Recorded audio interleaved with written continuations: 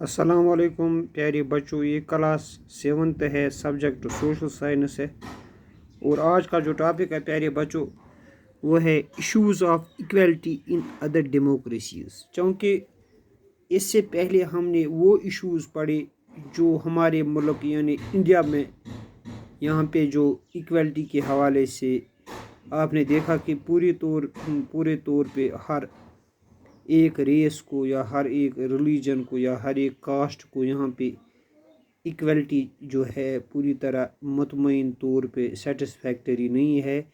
आप सोचते होंगे कि शायद जो जितने भी दूसरे डेमोक्रेटिक कंट्रीज़ है दुनिया में, वहाँ पे शायद इन इक्वलिटीज़ देखने को नहीं मिलती होंगे। मगर प्यारे बच्चों, अगर आज हम इन इश्यूज़ के बारे में पढ़ेंगे कि दूसरे मुल्कों के बारे में, अगर हम अपने नेबरिंग कंट्रीज़ के बारे में पढ़ेंगे, जैसे चाइना है, बांग्लादेश है, भूटान है, या यूरोपियन कंट्रीज़ के बारे में पढ़ेंगे, ख़ासकर अमेरिका की बात करते हैं।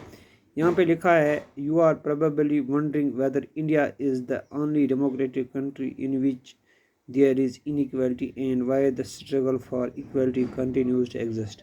प्यारे बच्चों, आपने पढ़ा होगा या आप मत हैरान होंगे कि सिर्फ इंडिया ही है जो है यहाँ पे ही शायद इक्वलिटी के लिए हर किसी को स्ट्रगल करनी पड़ती है। यहाँ पे जो माइनॉरिटीज़ है या दलित्स है या बाकी कास्ट्स है, उनको स्ट्रगल करनी पड़ती है।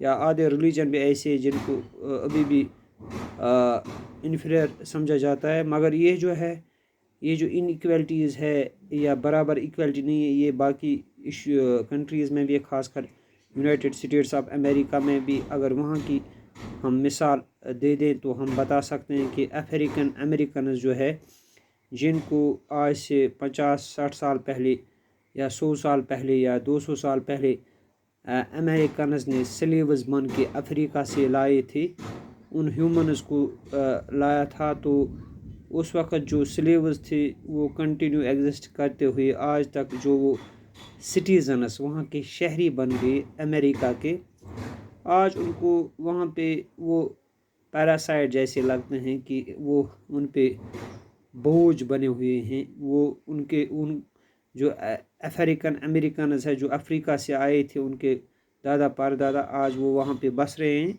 तो उनको पूरी तरह से हक नहीं दिए जाते हैं।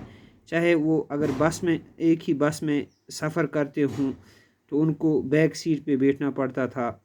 अगर एक ही कुएं पे कभी पानी की शदत जो हो थी, मतलब पानी की कमी, जो उनको एक ही कुएं से पानी भी नहीं लेने दिया जाता था, या किसी एक ही मेले में उनको जाने भी नहीं दिया, या स्कूलों में एक ही जगह वो एक ही स्कूल में एडमिट भी उनको नहीं करते थे। वहाँ पे जो है इनइक्वालिटी जो है देखने को मिलती हैं between whites and blacks. Whites के कहा जाता है जो अमेरिकन के वहाँ के ज़ाती बाशिंदे हैं, और ब्लैक्स कहा जाता है जो माइग्रेंट्स है या स्लेव्स बन के जिनको अफ्रीका से लाया गया था।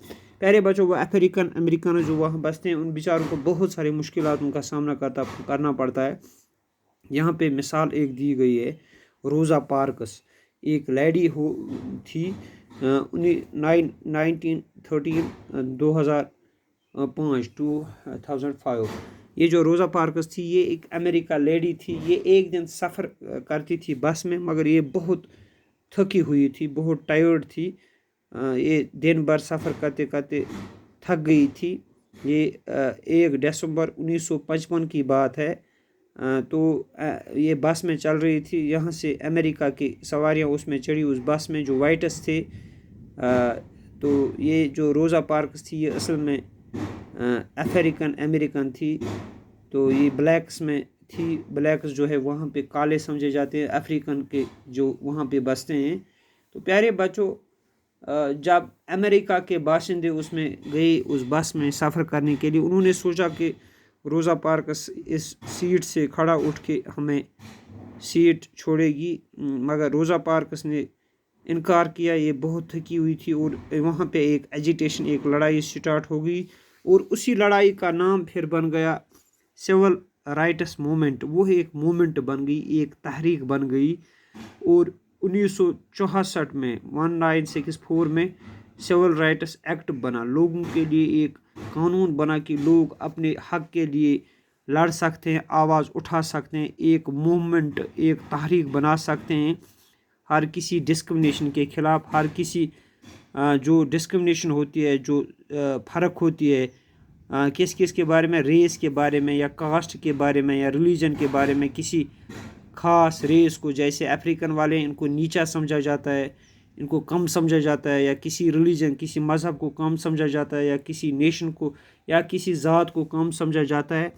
वहाँ के जो अफ्रीकन अमेरिकन चिल्ड्रन थे, बच्चे थे, उनको अमेरिका के स्कूलों में दाखिला नहीं लेने दिया जाता था और उनको सिर्फ गवर्नमेंट स्कूलों में पढ़ाया जाता था। प्राइवेट स्कूल वो वहाँ पे जो थे, वहाँ पे अमेरिका के बच्चे, उन्हीं के बच्चे, वाइट्स के, गोरों के बच्चे पढ़ते थे।